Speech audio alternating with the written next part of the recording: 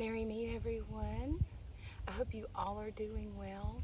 I wanted to come out here and give you a special message for today. This is very special because it marks a day that our beautiful goddess Venus will be making some shifts in her life. Yesterday on the 22nd, and it was late in the day, the Sun and Venus met up and they conjoined at 30 degrees of Libra. And if you've watched my astrology show, I did talk about that and I did go into detail about what that means. So now we have this beautiful goddess with the Sun entering into the sign of Scorpio. Now this is special, but this happens every 4 years, and it is close to the eclipse. And yes, eclipses are important, but this is very important as well because Venus is really ruling this movement and this new moon solar eclipse that we're going to have. Now, first off, Venus. When we talk about Venus, we know that goddesses have many different names. And one of the names that Venus, one of the associations that Venus has is Inanna. And when Venus, our goddess of love and beauty and all the goodness, begins to enter into the sign of Scorpio, this is referred to as the goddess entering into the underworld. And this means a lot to many different cultures, and it means a lot to us as well. This is an energy, and I want to take you through this energy and let you understand what this means.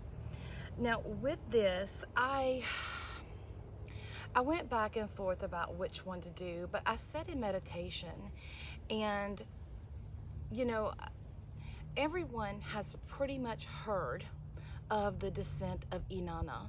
When Inanna descends into the underworld, she hears about the death of her sister Arishaga. Now, at that time, Arishaga was the ruler of the underworld. She had the underworld. That was her domain. And Inanna could not enter into the underworld without certain things being done. So most of us know that story. And as I meditated upon this, one thing that I really felt, I felt hearing that we have to, there's something missing that I need to bring into the forefront. I'm going to read you in a little bit the descent of the goddess, but not Inanna. This comes from Raven Grimassi. And this is a beautiful story. And it was one that I felt that I should share because this is showing a synergy between the masculine and feminine energies. And it made me feel that I should really push this and I should really read this to those that have not seen, or I should say, heard of this version, because it's very important in the workings here. And if you listen to it, it tells you so much. But as she makes her descent, there's a few things that we want to look at. Okay, first, when she joins the Sun in Libra, this is like our goddess of love sitting in the Lion King's lap, right? This is, she's celebrating her accomplishments. And the lion is connected to the heart. And this is good for her because it is, it's about acknowledging who she is. But it is also connecting us to our solar plexus. That is our security. Well, a little bit of it. That's mostly our root chakra, but this is about who we are, our values. Now, she celebrated her accomplishments and all that she has achieved, and she had that wonderful celebration. And this is one where the sun's energy was shining through her. So it's one where relationships are really going to be emphasized. Libra is about relationships, and Venus is Libra's planet, and this is really good energy. This is really good for those that, are really trying to work with themselves and bringing themselves to a better place. Like one that's more in line with their values and who they are. Now, as she enters into Libra, as she has been going through Libra, she was presented to Ma'at. And she was balanced. She was having her heart balanced against the feather. And through this, she's really been facing a lot. She's really looking at things differently. And as she is going through this and talking to I think it's after you get your heart weighed, you go into, is it 22 or 44 of the Egyptian gods? And as she is doing that, there's a lot of things that are coming up about her actions and what she has done. Has she lived from her heart? Is she carrying pain? Is she carrying baggage that she should not carry? So she's asking, am I true to myself? Was I true to myself in all that I have done? And one of, do I truly know thyself? That is one of the most important things that we have to do, is know thyself. And we cannot know thyself if we are walking a path that is not in alignment with who we truly are. So at this 0 degrees of Scorpio, she is looking at security. Scorpio does hold to that energy. Scorpio is a sign of transformation. And Scorpio represents our fears. It's like facing our fears.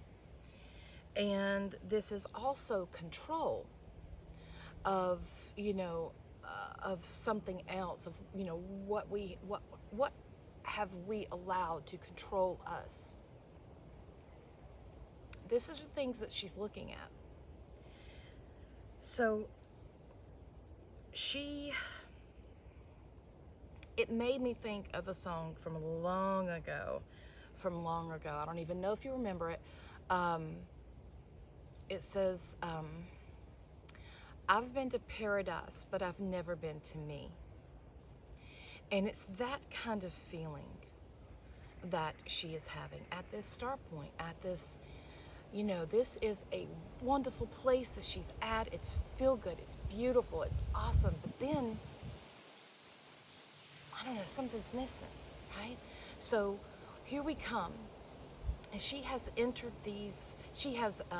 came upon these gates. And she is really looking at all the choices and decisions that she's made, and if they were, in fact, aligned with her true essence of where she wants to go, and her values, and what she loves, what she cherishes, what means something to her. Now, this energy is going to really play out when we get to the lunar eclipse, and that is a full moon lunar eclipse on November the 8th, and that will be in Taurus. So that is actually going to connect us to April of this past year. And Venus will also own that as well. Now, I'm going to read The Descent of the Goddess by Raven Grimassi. And as I read this, I want you to listen. And I want you to see this because it is, we can say Descent of the Goddess, she's entering the underworld, okay. She's entering a place of her fear, she's entering a place of her shadow, and so forth. But there's so much more than that.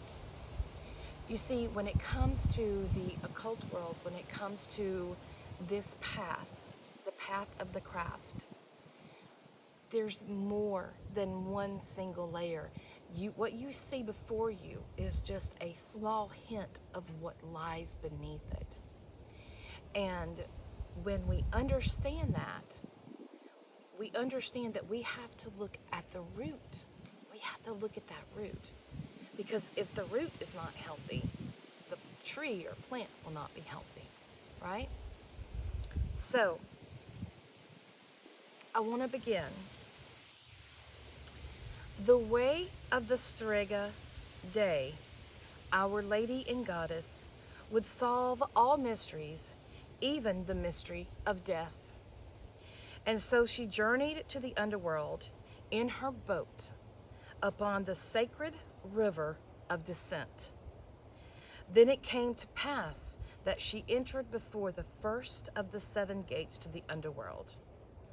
And the guardian challenged her, demanding one of her garments. So the guardian says, in order for you to pass, I must have one of your garments. That is the payment. As the guardian states, for nothing may be received except that something be given in return. Now, we need to think about that. Nothing to be given. So this is like give and, freely take and freely give. Nothing will be given without receiving. And at each of the gates, the goddess was required to pay the price of the passage. For the guardians spoke to her, strip off your garments and set aside your jewels, for nothing may you bring into this our realm. Now she's having to take everything off that she thought defined her. This is the goddess. She is beautiful with her jewels and her beautiful clothes flowing and all of these things that she related to. So Day surrendered her jewels and her clothing to the guardians and was bound, as all living things must be, who seek to enter the realm of death and the mighty ones. At the first gate, she gave over her scepter. At the second, her crown. At the third, her necklace. At the fourth, her ring. At the fifth, her girdle. At the sixth, her sandals. And the seventh, her gown.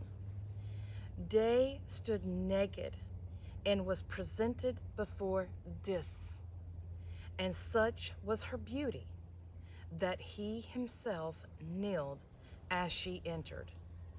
He laid his crown and his sword at her feet, saying, Blessed are your feet, which have brought you down this path. Then he arose and said to Day, Stay with me, I pray, and receive my touch upon your heart. And Day replied to Dis, but I love you not.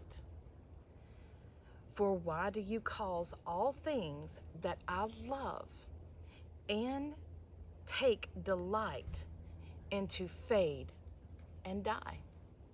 So she's asking him, why is he taking these things that she loves in life? Why is he allowing them to fade and die? My lady, replied Dis, it is age and fate against which you speak. I am helpless, for age causes all things to wither. But when men die at the end of their time, I give them rest, peace, and strength. For a time they dwell with the moon. Then they may return to the realm of the living. But you are so lovely, and I ask you to return not, but abide with me here. But she answered, no, for I do not love you. Then Dis said, if you refuse to embrace me, then you must kneel to death's scourge. The goddess answered him, if it is to be, then it is fate, and better so. So Day knelt in submission before the hand of death, and he scourged her with so tender a hand that she cried out, I know your pain, and the pain of love.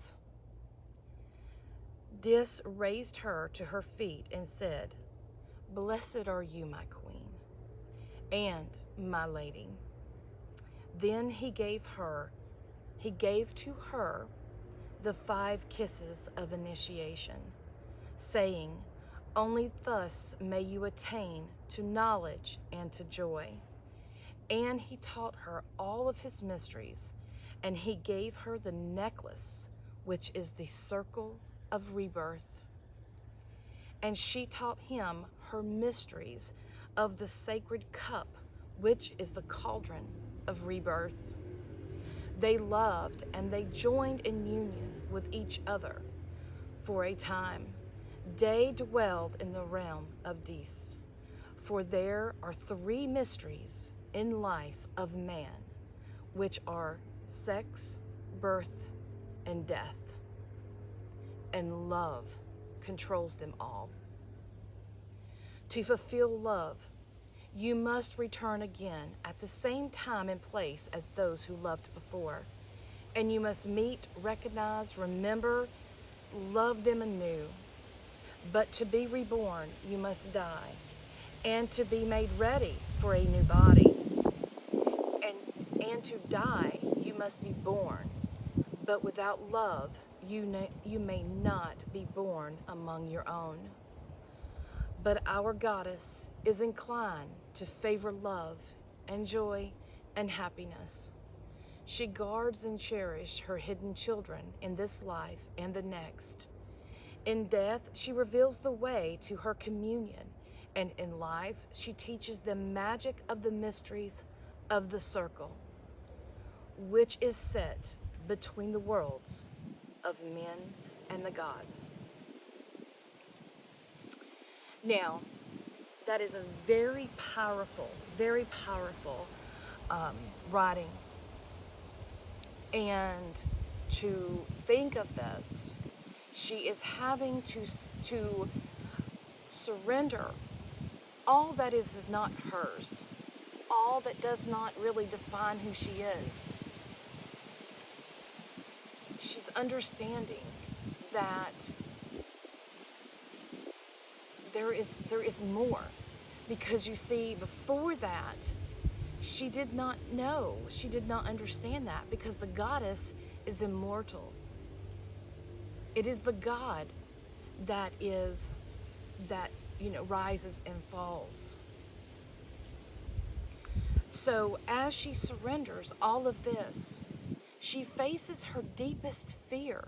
She doesn't take the easy way, She doesn't say, well, you know what? I can be queen. Yeah, I'll do that. No, she has a path that she has to walk, one that is in line with her true essence. She faces her fears. She surrenders. She submits to this flow. And then she gets an understanding that is beyond compare. I know your pain.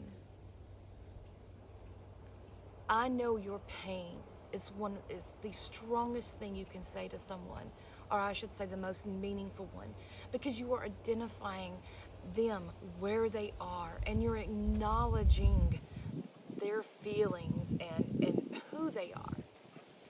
I felt this very appropriate to post right now and to talk about this right now, given the energy of our planet.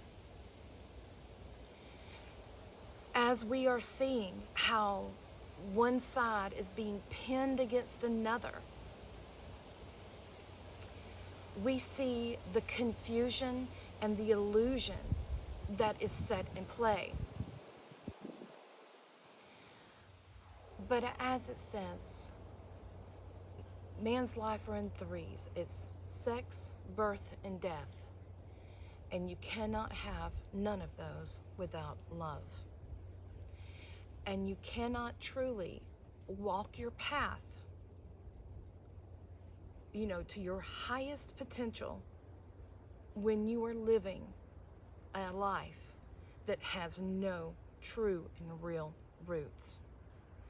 So as Venus is making her way through Scorpio, she is peeling back the layers. She's taken her necklace off. She's taken her scepter off. She's giving her scepter away. She's taking jewels, crown, everything off. She is even taking her clothes off. She is taking everything that she has been conditioned to believe is her worth. And she is stripping that from herself to find her worth within, without the outside interference, without the people saying, oh, well, you would do good at this, you should do this, but you don't want to do it, right? We are seeing things in a new way, and this new energy that's coming, this solar eclipse that we're going to have, is really going to help us bow and receive that, to face our fears. And that is what Scorpio is about, facing those fears and transforming into something better, into something of your highest potential, of your highest good.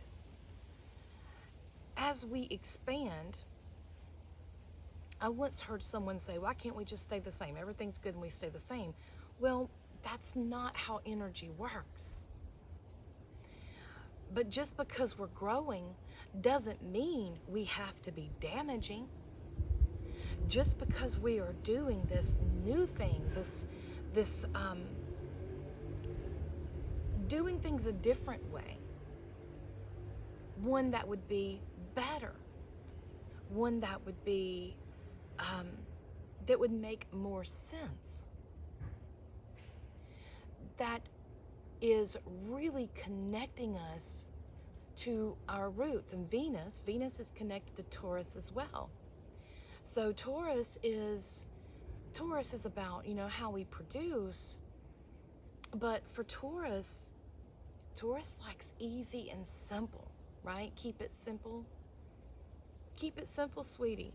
So this is where we are. And Venus will be supported by very influential planets throughout her time in Scorpio. And when we get to the full moon lunar eclipse on I think it's the 8th of November, when we get to that, she's going to be in that last part of Scorpio. So she's really going to be raw because she's stripping away, right? Now, again, this energy is going to connect us back to April of this year. So you can go back and listen to what I've posted about astrology in April of this year. So with this, we are really called to stand at the forefront of the gates with Venus and with the goddess. And it's Strega, it's Dea, it's Inanna. But as we stand at this gate, we're really going to be asking ourselves, is this of my doing? Or is this a condition that was imposed upon me? What are my values?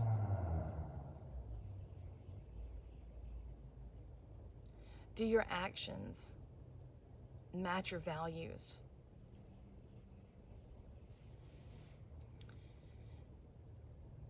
When we strip away the layers of ourselves, it can be excruciating, because many times it includes entanglements that we have, relationships that we have, where we realize that this is not who I am. I'm having to operate in a capacity that's not me. And, this is where knowing thyself, facing our fears is knowing thyself. Facing our shadow is knowing thyself. Learning who you are, that is knowing thyself.